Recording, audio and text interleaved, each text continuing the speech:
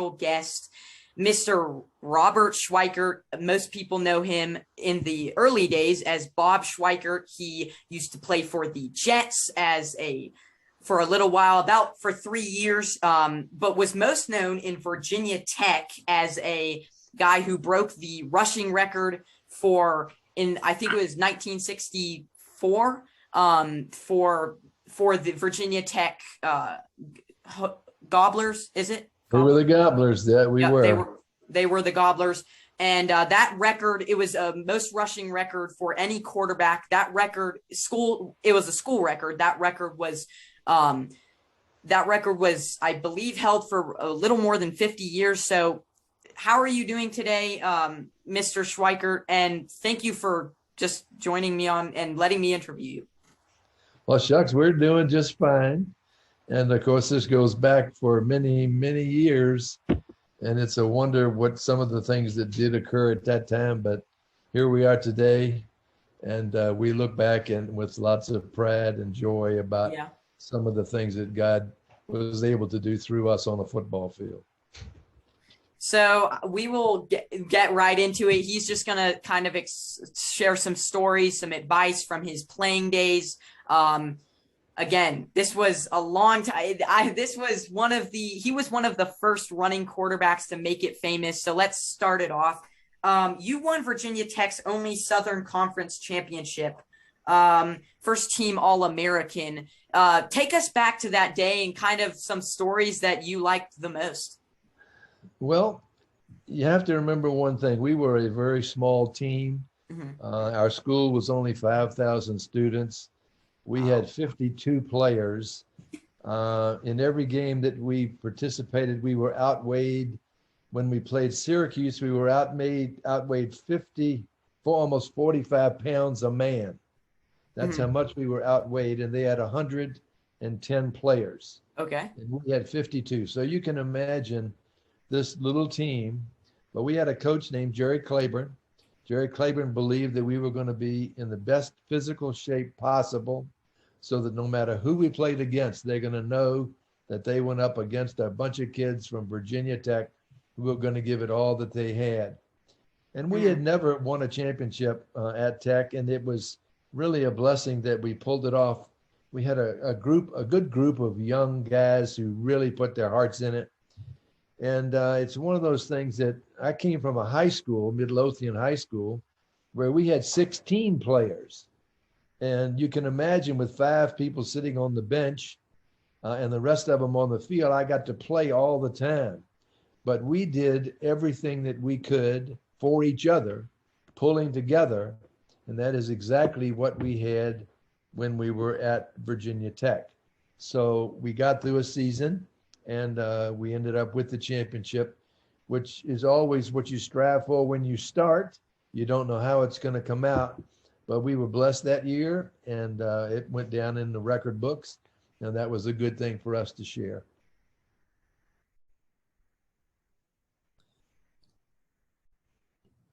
Stood out. Can't hear you. Yeah.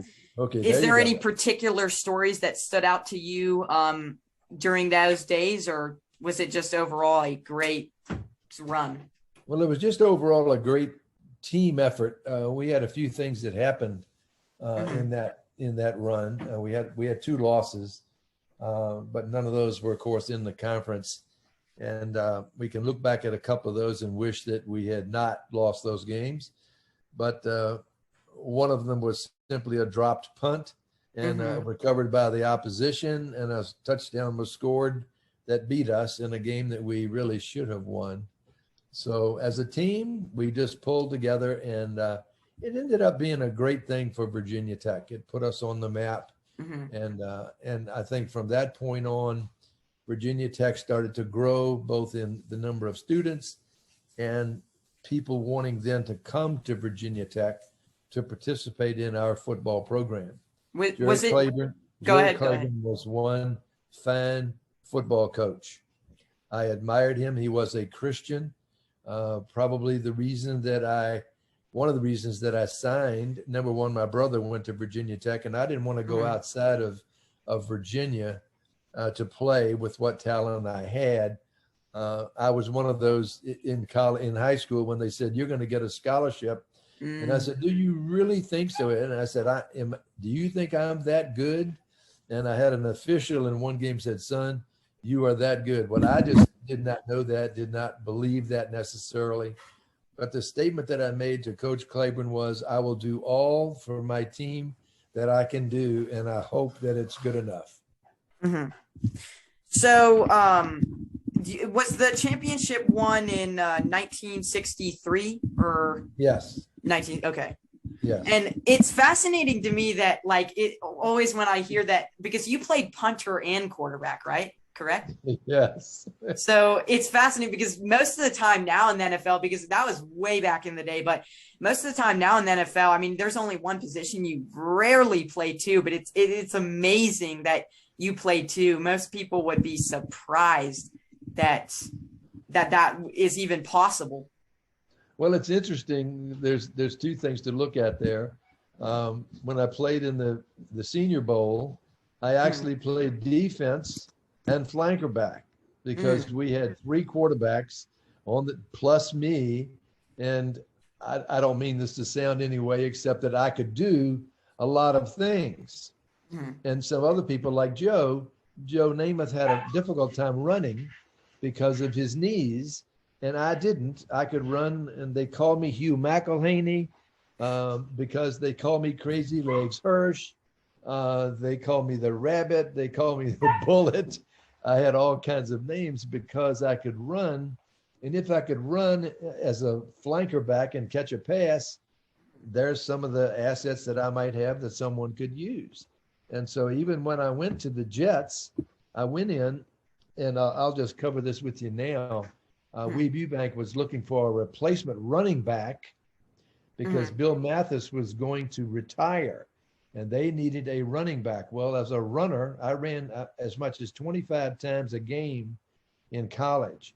And so my talent was really running. I could throw, but I couldn't throw it like Namath could. But when you suck up a defense by running with the football, you leave receivers open. And if you can get the ball to them, you've completed a pass. Who cares if it's 60 yards or 20 yards or 10 yards? It's just a way of moving the ball down the field.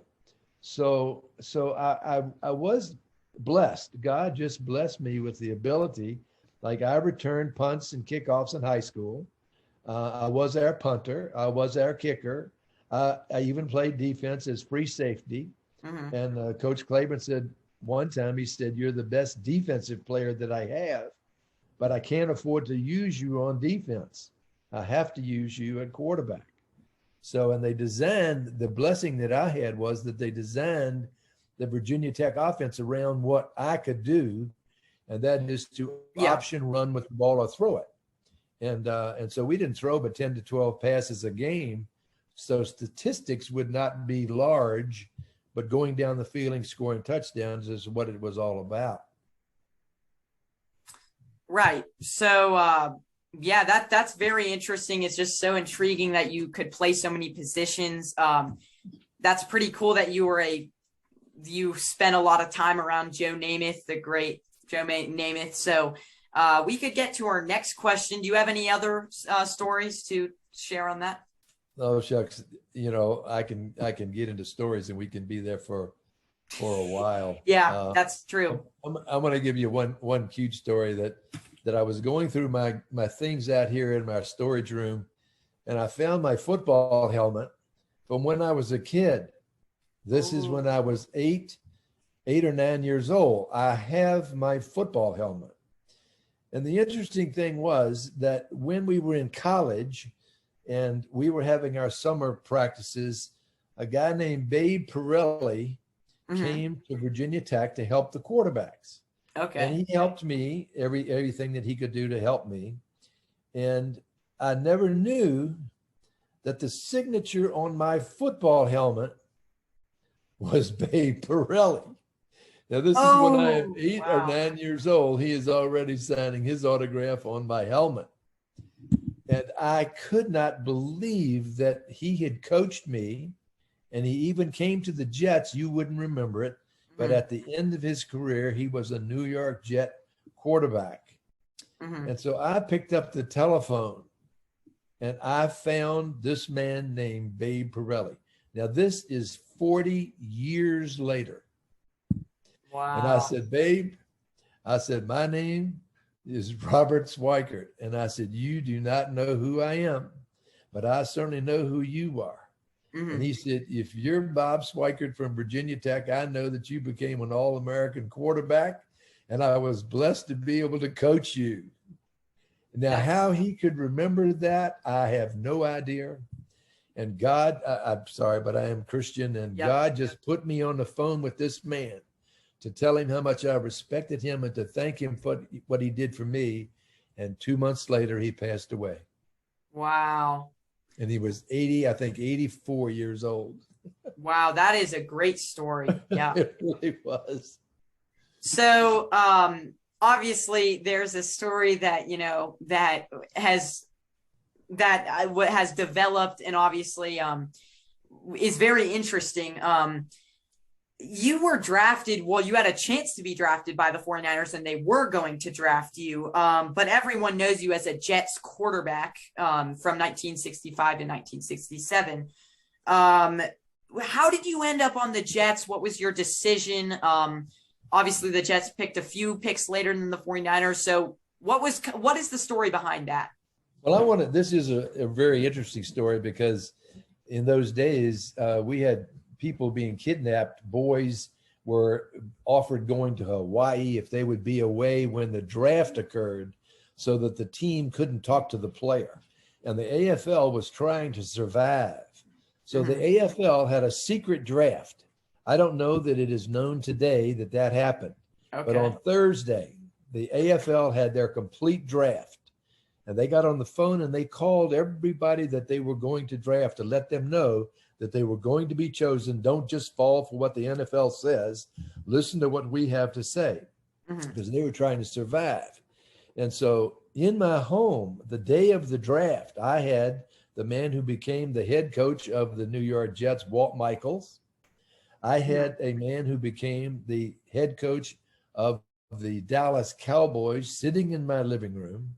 And that is the team I would have signed with had they drafted me. And then I had a gentleman there from the NFL to be sure that the player wasn't stolen from them trying to get in touch with them. And at 8 o'clock in the morning, first call, the phone rings and it's the San Francisco 49ers. And I haven't heard a word from them. Now they had two quarterbacks. They had George Myra and they had John Brody. And we knew that John Brody was going to be retiring and they were going to need a quarterback. But here's what they said. We have a first round draft choice available for you. We have two choices. And we're going to pick Ken Willard. Ken Willard went to North Carolina. Ken Willard was our fullback and a great one.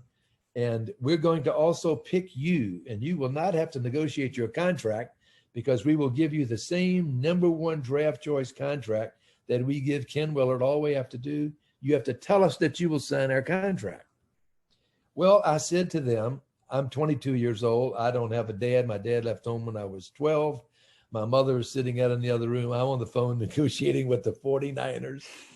And I said, here's what I will do. I will promise you that I will not sign unless I come to San Francisco and talk with you about how you can use my talents. And they said, after a few minutes, they said, we are going to pass on you for the first round. Well, I'm sitting there in my kitchen and I'm going, well, what just happened? And I've lost a first round draft choice. So they called me in the second round. They told me the same thing, but now they said, you'll have to negotiate your own contract because we can't give you the contract we would give to Ken Willard. So he said, the only thing you can tell us is that you will sign our contract. And I said, I'm going to tell you the same thing. I will come to you and I will let you tell me what you want to do with me and my talent. And then I will make the decision. He says, we pass. So they passed again. Now think about today. Every round, the dollars go down, of course. And finally, in the third round, they called me. I would have been their fourth choice. And they said, we are going to draft you. And I said, fine. That's fine. And I'll come out to see you. So Walt Michaels is sitting in my living room. I know I'm being picked third by the Jets because they were going to pick Namath. And very honestly, they picked John Hewitt, who was the Heisman Trophy winner, with a very strong team in Notre Dame. And they honestly picked him, I think, as trade bait, Uh-huh. so that if another team needed him, they could get another player if they had to let him go. Because, Yeah. and I was number 3, therefore I made less money than Hewart did, and they would be able to use me or not. So right after that, and I won't drag this out too far, but they asked me to come to New York. And so I went to New York and I walked into Shea Stadium. You know what our stadium was at Blacksburg. We sat on the bank in Yeah. those cases. We had enough seats for about 20,000. And here is 65,000 seats in a brand new stadium designed for the New York Jets and the New York Mets. Yeah. So I go in, the most exciting day you've ever seen. I don't think they won the game, but I was met by the owner of the New York Jets. Now, if that's not impressive enough, Yeah. he took me to his home. He took me out on the town. We saw the game. After the game, I'm sitting there. I'm talking to Howard Cosell, and you may Yeah. know who he is, and you may not. But Howard Cosell was one of the leading sports guys at the time. And Weeb Eubank was sitting in his office, and he looked at me, he pointed to me, and he said, "You come here," with his finger, "You come here." And I said, "Howard," I said, "Weeb wants to talk to you." And he said, "No, he wants to talk to you." So here I am, a 22-year-old kid from Bon Air, Virginia, and I'm sitting in Weeb Eubank's office after the last game with the AFL, the New York Jets, and he says to me, Joe's going to take us down the field, and you are going to take us into the end zone because Joe can't run a lick, and you can run like a deer. Well, did that ring true to me? Yes, it made an awful lot of sense to me. And he said, I can also use your running ability as a running back because Bill Mathis is not coming back and we are going to need a runner. So I'm kind of impressed that he really has an interest in what I can do. And after that, I went home with Mr. Werblin, again, back to his place. He took us to a fancy restaurant in New York. My mother was with me. My dad had left, and she just made her life through football and basketball and baseball through me. And it was getting late, and he says, I don't know how I'm gonna get you home. He said, I guess I'll have to charter you a plane. Now you got to think about that for a second. Here's this 22-year-old kid sitting in Manhattan in this man's home. And he was a very, very popular man. And he had even been Bob Hope's agent when Bob Hope was in California. That is Sonny Werblin. Nice man. And he chartered a plane for us to fly to Richmond and then to Blacksburg. And I tell you, I'm a little bit impressed. So anyway, long story, I went to San Francisco. I was met by a representative of the owner, whose name you would know, everyone knows. And he carried me to Keysar Stadium. And we talked about this the other day, that it was just rotting, falling apart. They had their last game. They drew 25,000 people. The Jets drew 65,000. And it wasn't nice. Yeah. The facility was absolutely falling apart. The concrete was just broken, and it was just absolutely awful. I don't know why they took me there. So then we went to the training camp, and the man who runs the team comes out, and he says, Bob, I sure am glad you came to San Francisco. I hope you join with us at the 49ers. We really look forward to using your talent. And he walked off. So he basically gave you no attention. Yeah. Nothing. So I've made a flight from Virginia out there to San Francisco, and he has nothing to offer me now. Where would you sign? The New York Jets. And you were a hot commodity because you were an All-American twice, was it? Yes. Yeah. So yes. And that's a lot of players these days will do that too. Like whatever. Teams will sit down and actually have discussions with them how you're going to use them. And so it's right for a player to know how they want the team to use them. And so what poor management by the 49ers. That's an obvious choice. Yeah. I am in agreement with you. And I will tell you this, that later on, and I'm going to talk like 35 years later, and Ken Willard lives within 5 minutes of my brother's house. And I've seen Ken a number of times. But he said to me, just be glad you signed with the Jets. You made more money than I did. Yeah. Yeah. Yep. So that was kind of fun. Yeah, it was that it must have been really fun just through that whole process as a player and people drafting you and trying to draft you. So let's see here. So the next one we're going to get to, since you were a dual threat QB in the NFL, quarterback in the NFL, who could run, you were one of the first running backs, like the first running quarterbacks in the history of the NFL. How has the game of football evolved since your time as a quarterback? And obviously now running quarterbacks, the style is coming back again, but there was a long period there where it kind of running quarterbacks weren't really seen very much. So how has it evolved since you have been a quarterback in the NFL? Well, I think what opened it up for everyone was Fran Tarkenton, who was just an absolutely great running quarterback for Minnesota. And that is pretty much exactly what I was.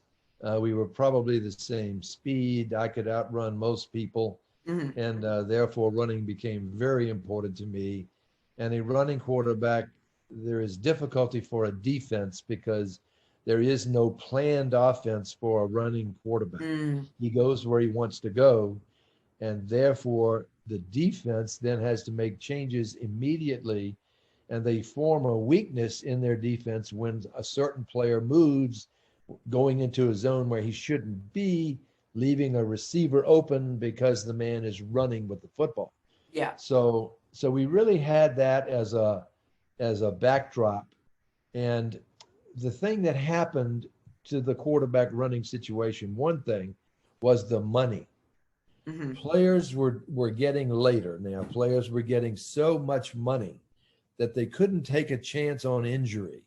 Yeah. And so they would rather see the quarterback take a knee than get hit by three guys and break his nose, his head, his shoulder, whatever. And so they were trying to convince people not to run. But the way that I got where I was going was to run that football. So as a matter of fact, I go back to the very first game I played for the Jets. The coach had asked me to be a running back because Namath was going to play quarterback in this first game, which was a rookie game with Boston. And I was a running back. And I ran in that game for 119 yards, which for any running back, that is a good day. I threw two halfback option passes, rolling out with the ball after Joe gave it to me, and then I would up and throw a pass. We completed two of those, the only two that were attempted, for 60 yards. And I scored a touchdown, and I was our punter, and I was our kicker. And so the headlines the following day said, Bob Schweickert is the next Paul Hornung. Now you have to know who Paul Hornung was from the Green Bay Packers. And he could run, he could kick, he could throw, he could do it all, but he played as a running back. So that's what I had then to look forward to. I had a great start, but Joe was going to be the quarterback, and I was going to, if I fit in, I would be initially a running quarterback, a running halfback. So I'm going to tell you another story that a lot of people do not know. And that is, during the second year while I was there, we had a team called the Jersey Jets. Every professional team had a practice team that operated somewhere near them. And we were the Jersey Jets for the New York Jets. And Weeb sent me over there on every night. I practiced with the Jets during the day, 11 o'clock until, say, 2:30. Then I got in my car, drove to New Jersey, met with the team at 8 o'clock. We practiced until 10:30, got back in the car, drove home, went to sleep, got up, went to the Jets, practiced at 11. And he sent me over there as a running back. And so he wanted me to get the practice of running, not necessarily as the quarterback. So we went down to play against the Washington Redskins farm team. And we had a quarterback and I was a running back, but we were losing 28-0. And my coach came to me and he says, "Would you play quarterback for me?" Well, now that's like asking you if you want an ice cream cone or whatever. I said, sure. I had been practicing as the second quarterback because the second quarterback was injured. Yeah. And so he put me in the game in the fourth quarter. We were losing 28-0. And I ran for 3 touchdowns Wow. in the fourth quarter. Yes, we lost. But all of a sudden, here's this running quarterback that belongs to the New York Jets, and he's running as a halfback at first and then quarterback. So it might have been the worst thing that I could do to play quarterback for that team because people knew I could play quarterback, but can he be a running back? Yeah. And so, but in that first game that we played and I rushed for 119 yards, I could do it. I wasn't as big as some guys, but I was pretty fast and I could maneuver through a hole. But usually as a quarterback, I didn't have a hole to run to. I ran wherever I wanted to run. And therefore I had much advantage over the defense. So that was one of the real great stories that I had a great year. We went undefeated. I was the lead rusher in the league and the leading passer. Now you got to think about that for a second. He wants to find out if you could still play. Okay, I'm now 4 years old, and I was doing quite well. And you would think that a guy, and we had lots of guys pulled up from that team, placed on that went to the Super Bowl with the Jets, coming from the Jersey City Jets. So I did everything that I knew to do to show them what I could do. It's either good enough and you're going to use me or you're going to let me sit on the bench. Whichever way this works out, it's up to you. And so we kind of had to make that decision. And you asked me, and you're going to ask me for some of the good things and some of the bad things that happened. Yeah. Or the good and the bad. Yeah. And Weeb came to me one day. Don Maynard was our all-pro receiver. And Don Maynard dropped 2 touchdown passes in a game that we ended up losing. And so he decided he was going to embarrass Don Maynard. And he was going to put him on the bench. And he was going to put this guy named Bob Schweickert in his position, running with Namath and George Sauer. Split in George Sauer, Namath, and me. And he says, I want you, don't worry about a thing. He says, you can drop everything thrown to you. I'm not taking you out of the game. You're going to play the whole game, and we're going to see what kind of talent you have. And I said, okay, that makes sense to me. So he announced it to the world, and every day the newspapers were out at Shea Stadium doing interviews with me that I am going to finally get a chance to show what I can do, even though it's as a flanker back. I could run, I could catch. And so you got to put yourself in my position. It's going to be one of the greatest days of your life. Yeah. And when he announced the starting lineup, he announced Don Maynard. Oh, wow. And I did not play one play. It's not that I didn't get to play no matter what. I didn't play at all. And I didn't drop a pass in practice. And the fans, one of the things I can never forget is 65,000 or 30,000 or whatever it was. The place was jammed and they were saying, we want Schweickert. Yeah. We want Schweickert. Now you can imagine how I felt sitting there on that bench, expecting to play the whole game and not even getting to walk onto that field as a receiver for Joe. So you can just imagine what that would do to you. However, you can't kill the desire that I have in me. Coming from nothing, coming from a 4-room school to a team of 16 players, to a team of 50 players in the major college ranks, and then going to the Jets, you can't kill me. You can't take it out of me. I know I'm good enough. I know I can do this, and I am going to continue to try. So that was a bit of frustration for me. It also, I have to tell you, put different views of my head coach into my mind.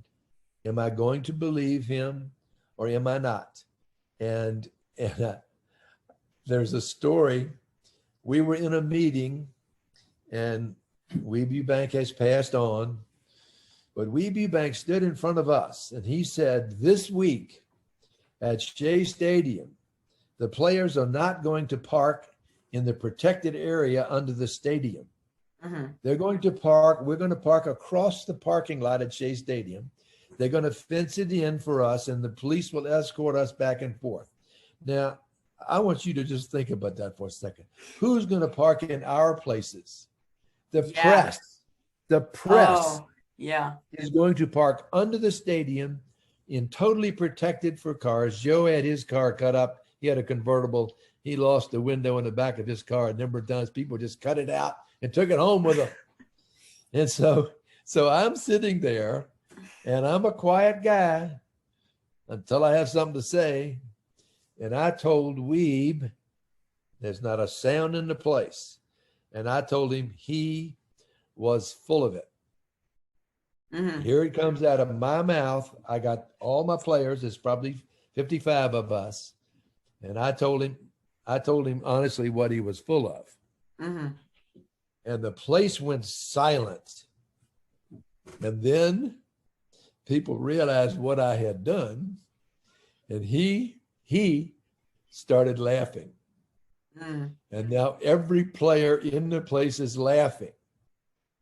And we got up after the meeting to leave, and everybody came over, patted me on the back and said, thank God somebody had to say it. I'm surprised you had the guts to do it, but I did. And guess where we parked that week? We parked under the stadium. We're supposed to, because he stood up for his players finally. Yeah. Oh, anyway.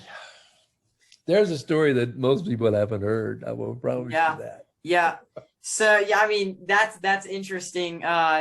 Those are some crazy stories. I mean, like, especially if you're parking in the public, especially if somebody like realizes for like somebody like Joe Namath, he would get his car, especially for fans that like really wanted, he would get his car completely ransacked. So that's very true. It's not a good, but so now that we're on that, what were some of the highs of your career? Well, the first one, of course, is the total dream of even being selected in the draft. Now, I will tell you that I took ROTC for 4 years. I was the company commander for our company, which was the military, which was the athletic company. And we had been the laughing stock of the Corps for all those years. And I was not going to let that happen to our company. And so I took after these guys, and I straightened them up, and we marched, and nobody marched any better than we did on the drill field and what have you. And so it was my heart, and I was always for the military. It meant that I was going to have to go in and serve 2 years of active duty. And so I gathered with the general who was in charge of the ROTC program. And I said, look, I have an opportunity here I'm going to be drafted by the New York Jets with a 3-year guaranteed contract. And I would like to be able to fulfill that contract. And with you, the military, when I am through with those 3 years, I will go into the military. I will go in as a second lieutenant, and I will serve my 2 years of active duty. And the interesting thing was the pay for a second lieutenant was $147 a month. Which, is that a lot back in that day? No, it's nothing. No. Okay. Even in 1965, $147 a month.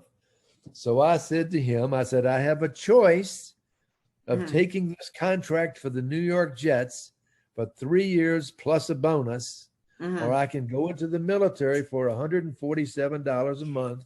Now, which one would you do? Obviously He says, I need for you to be a leader, and I need for you to sign the military contract. And I said, well, I would love to, and I will do it in 3 years. Yeah.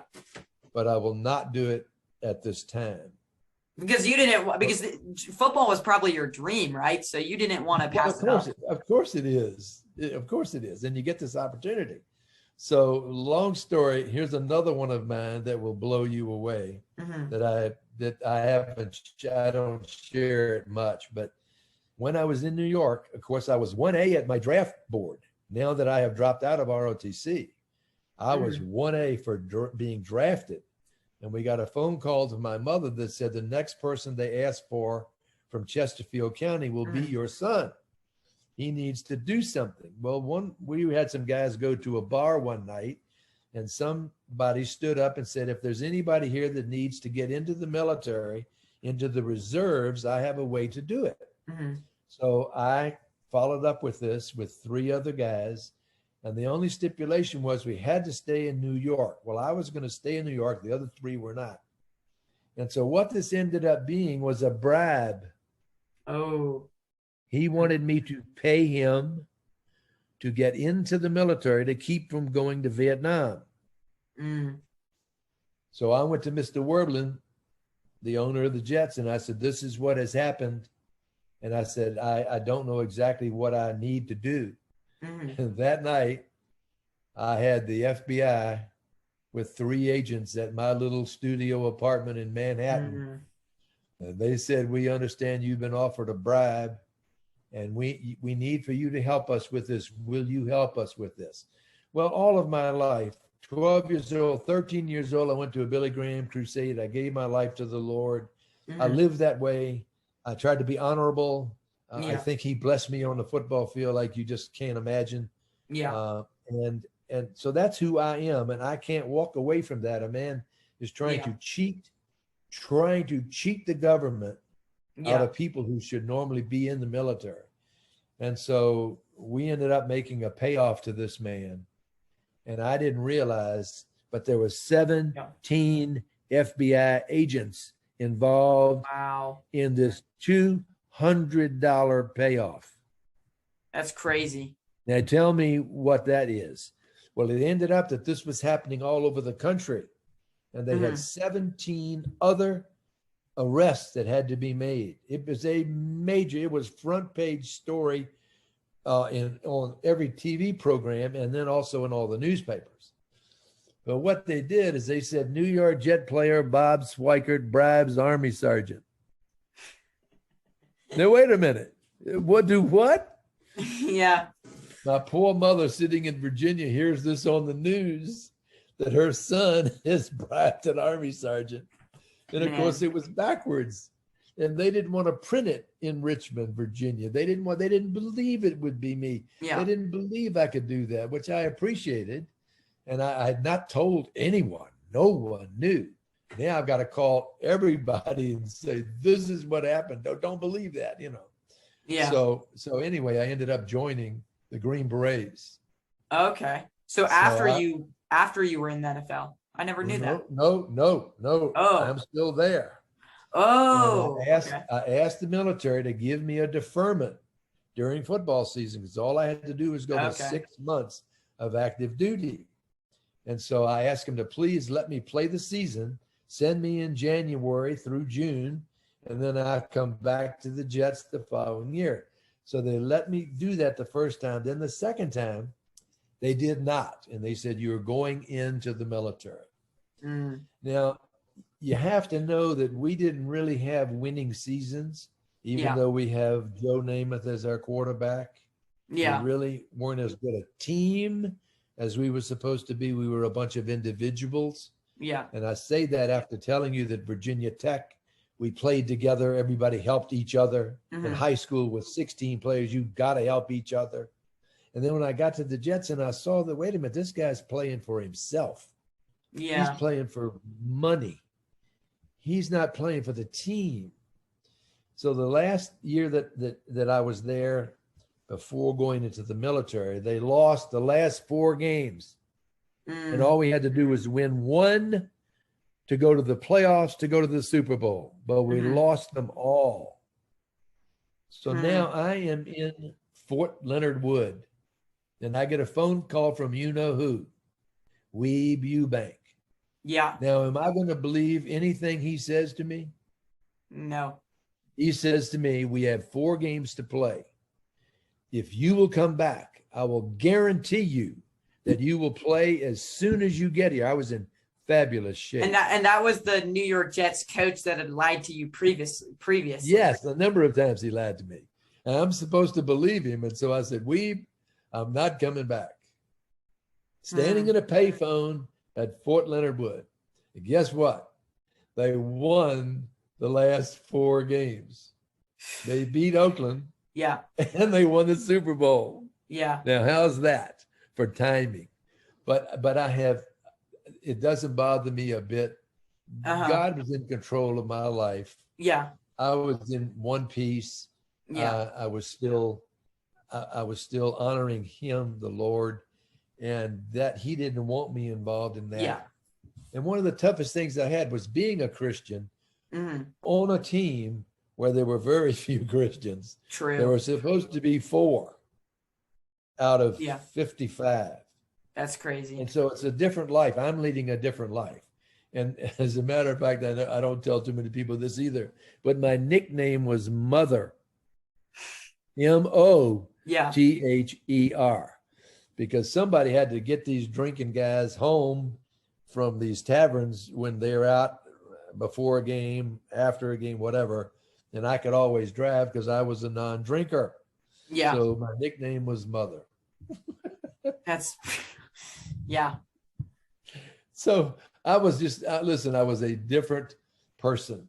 Yeah. And one of the highlights after all of that was meeting with Sonny Werblin. And he says, I want to tell you something, son. If you are enjoying listening to the Camper Report right now and you have been wondering how to start your own podcast, have I got news for you. You see, podcasting today is one of the simplest ways to connect to your audience, but it can be tricky finding the right format and host that suits you. That, my friends, is where Buzzsprout is helpful. Buzzsprout is by far the most simple and productive podcast host on the planet. For starters, you will get a great-looking podcast website, audio players that you can drop into other websites, detailed analytics to see how people are listening, tools to promote your episodes, and many more features that I have not listed. Their team members are friendly, and they have helped me with my every need. My favorite part about Buzzsprout is that it enables you to track your recorded episodes easily, which is why I chose them. This podcast host is so good, it has significantly assisted over 100,000 podcasters, including myself, to get their message out to the world. The Buzzsprout team is committed to aid every question or issue that you have. Buzzsprout gets you listed to every major podcast platform, which is another feature that props up your show. It is so easy. All that is required is a quiet space and the gear that is already available to you. If you want to upgrade, Buzzsprout has tons of guides to help you find the right equipment at a suitable price. They post blogs and YouTube videos every week, which gives you guidance from experts. Podcasting isn't hard when you have the right partners. To start your own podcast and get a $20 Amazon gift card if you sign up for a paid plan, follow the link in the show notes. This lets Buzzsprout know the Camper Report sent you, and it helps support our show. Buzzsprout, the most complete podcast host available. One of the highlights after all of that was meeting with Sonny Werblin. And he says, I want to tell you something, son. He said, you have won over every player on this team for your attitude and the way you have handled yourself as a Christian young man. Now, what does that mean to you? Yeah, that means the world. That means the world to me. All I have, and you asked me about working out today and trying to build something in your life. The thing you need to build is your name. Your reputation. Now, this is another cute story that my wife says I probably shouldn't tell, but I received an email, and it was from a guy whose email address was my name. Wow. Yeah. His email address is my name. And I sent him an email, and I said, sir, would you mind telling me why you use my name as your email? He said to me, I have 2 people that I have admired more than any in sports. One is Mickey Mantle. Who is? And I'm going, you're putting me alongside Mickey Mantle, and he said, "You are the other person that changed my life. The way that you lived your life, and I saw you when I was 14 years old. I watched every game you played at home and then within the area." And he said, "And you even came to a restaurant one night and took me outside. And I was the guest of honor at the thing. And I was throwing a football with him in the yard of this restaurant. And he could not get over the relationships that he had with me, what he believed I was." Now, how can you pay for that? Yeah. How can you buy that? You can't buy that. You can only live it to the best that you can. And I'm not pretending to be something. I'm just telling you an interesting fact that I have a lawyer in New York that uses my name as his email address. Wow. And I have a number, when I was going to marry my first wife who passed away, but this guy went up to her mother and said, "Is Gail getting married?" She said, "Yes." "Who's he marrying?" "Bob Schweickert." He says, "You mean the guy from Virginia Tech?" And she said, "Yes, the guy from Virginia Tech." And he said, "I am a Christian today because of who he is." Wow. And that's not blowing, tooting a horn or anything. Yeah. Just what I was trying to tell you before. It's just be who you are. Yeah. Or be it 100%. And let other people look to you and judge you by what you do, what you say, not by what reputation you have from the newspaper. Right. So it has been a godsend.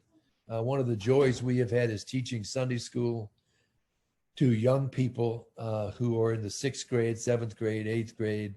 And we've done this in 3 different churches. And it is something to know that you can touch a life. You, my friend, sitting there where you are going to touch lives with the way that you run your life and the way that you run this YouTube business or whatever else that you choose to do. You are going to touch lives. People already know who you are. And you better not step out of line because they're going to catch you. And I knew you, I met you.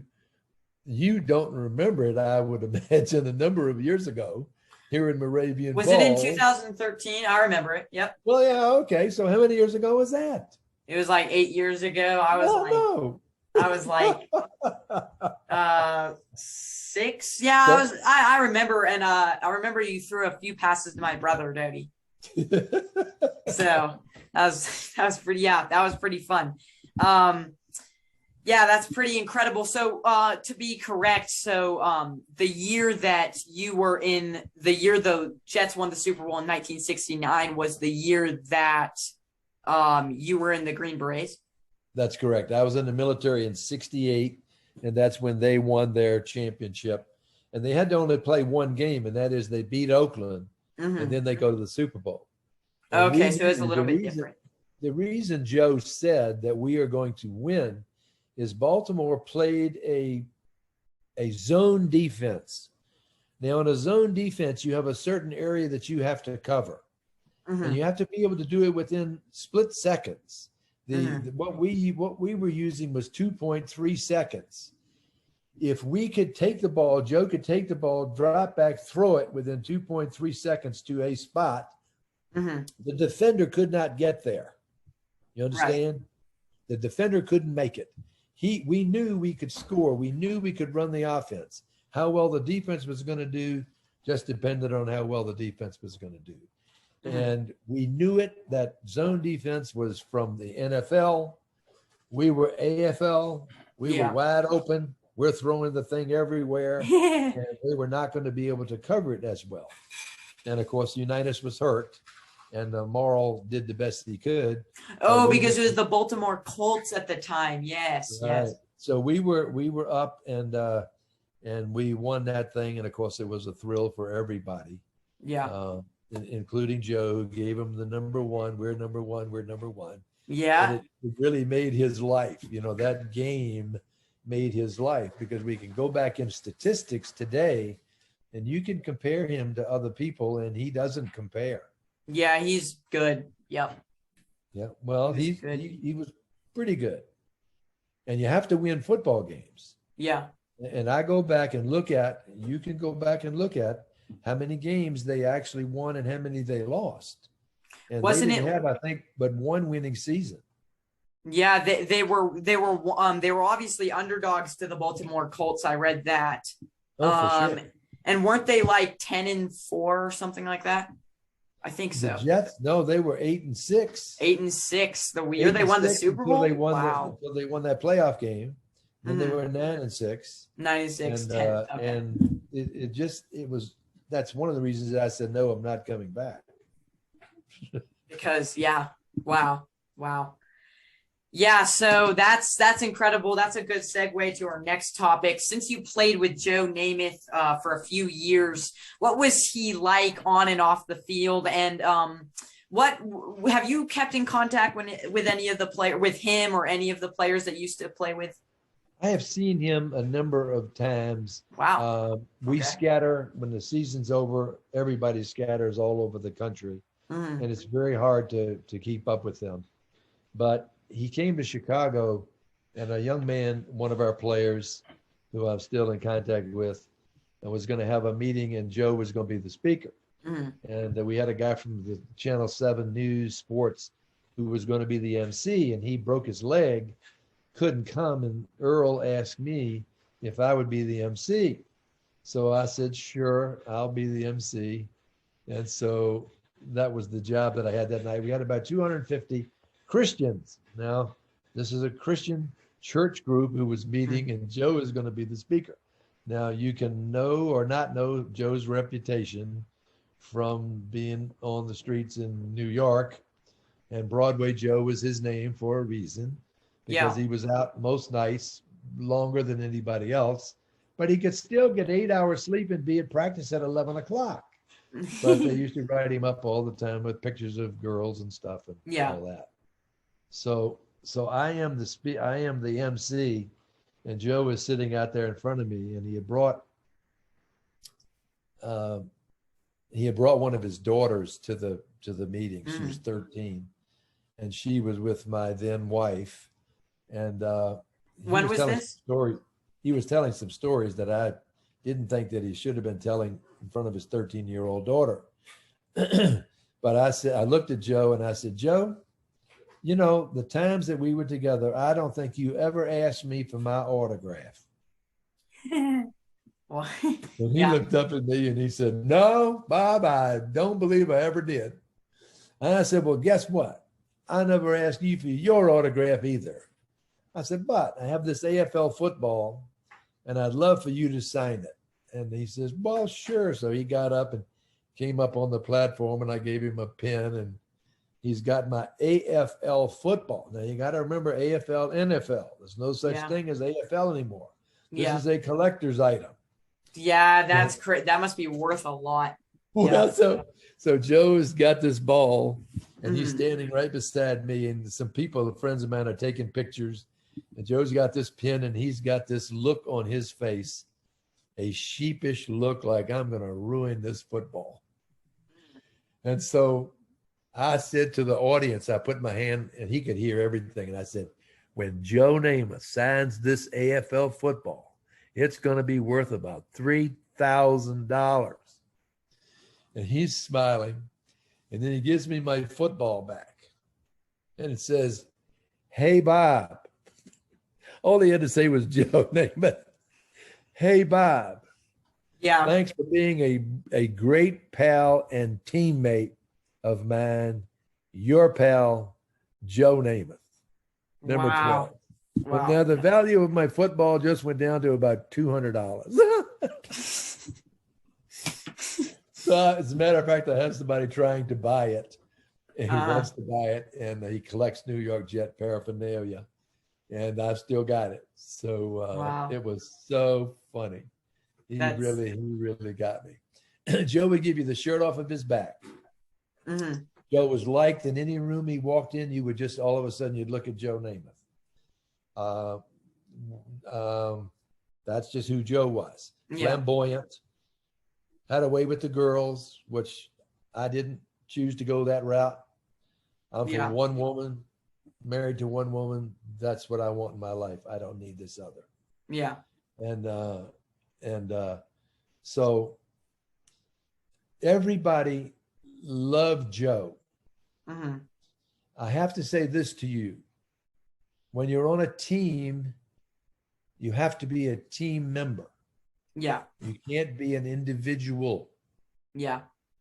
And when we would get on the planes and fly to wherever, we would land. And in those days, the buses came out to the planes. And you just got off the plane, got in the bus, you drove off to the hotel or to the stadium.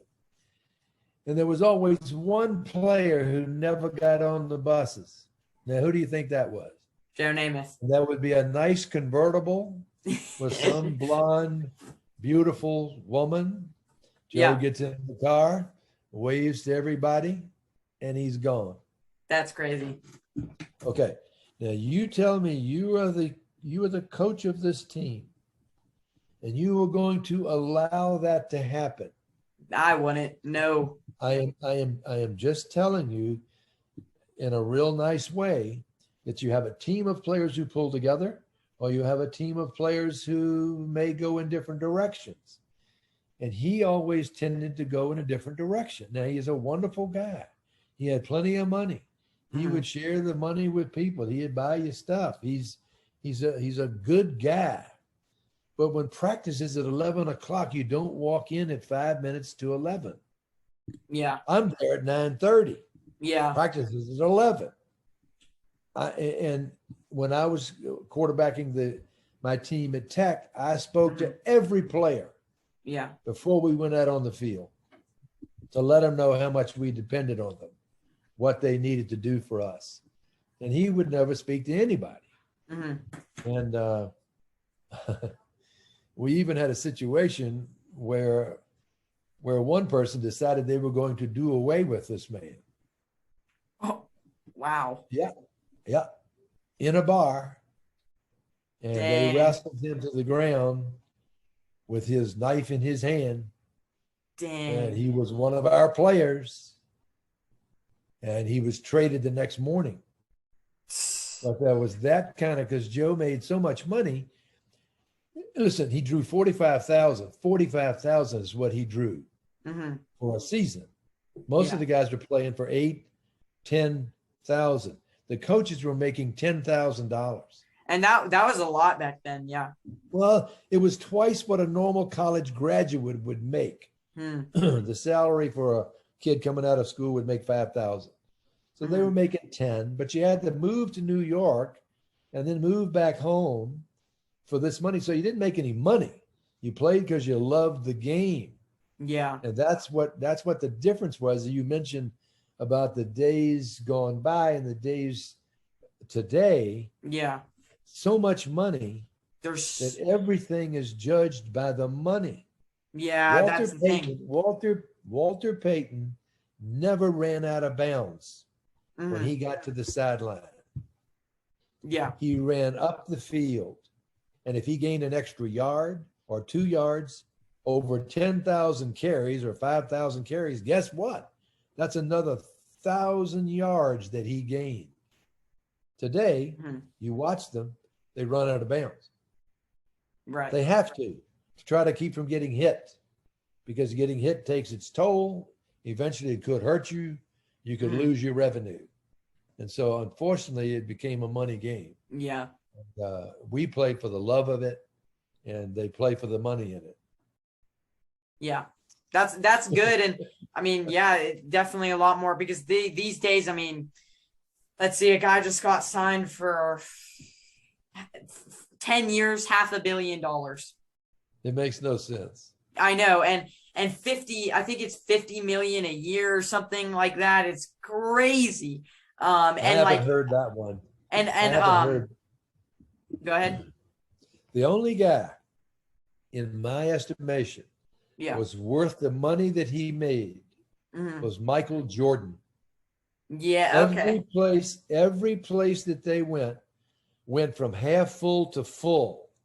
every place to see Michael Jordan, Mhm. everywhere. So the NBA made money off of Michael Jordan.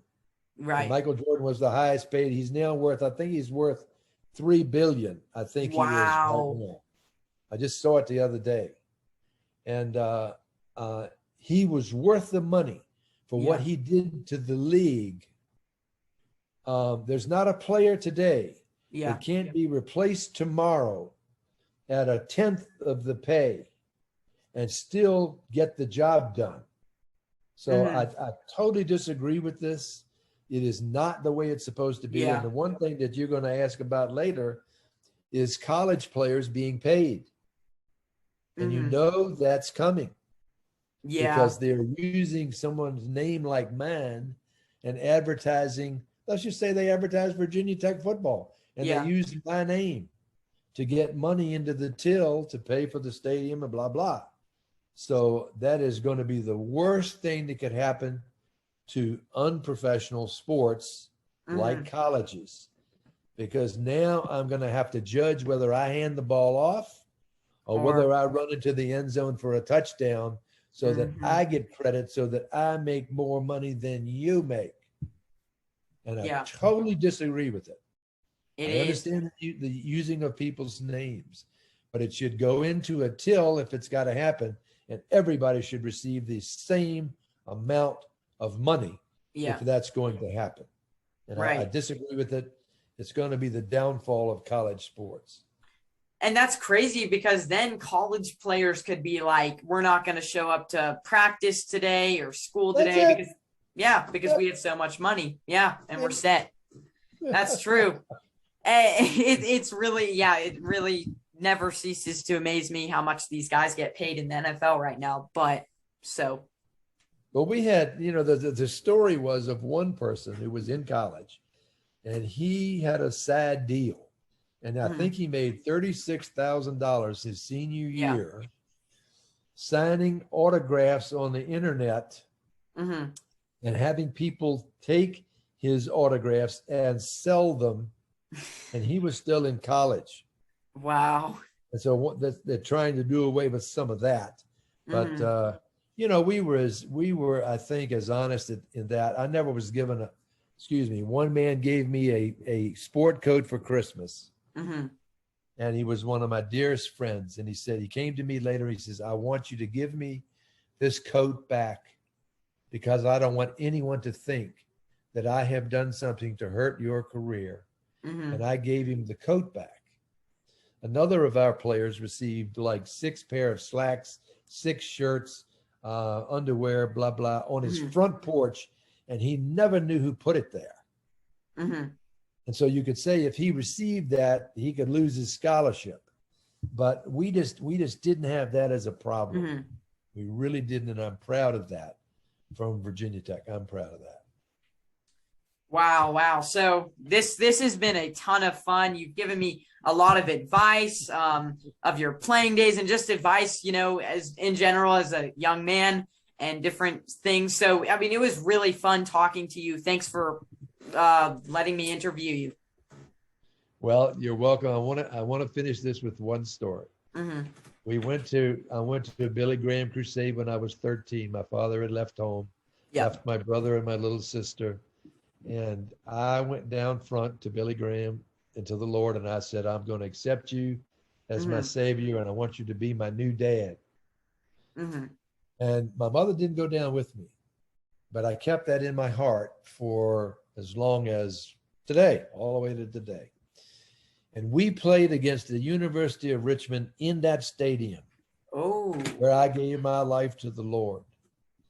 And he let me rush for 204 yards in that game. I was at 206 yards, and the coach told me to take a knee. I took a knee. Now I'm at 205 yards. And he said, I want you to take a knee. Took a knee, 204 yards. The record for any running back was 205 yards. And I went from 206 to 204, and he apologized to me profusely for making me do that. He didn't know. I didn't know. I knew nothing. I never cared about the statistics. But that's what the Lord did for me in that stadium where I committed my life to him. Wow. Now I'll Wow. let you go. Well, yeah, it has been a lot of fun. I hope you guys enjoyed watching this. This is Bob, or good friends will call him Robert Schweickert. Obviously, again, like I said at the beginning, back up for a little while to the Jets. Had some great stories to share. Was an All-American for Virginia Tech. It has been a pleasure, and we will see you guys later.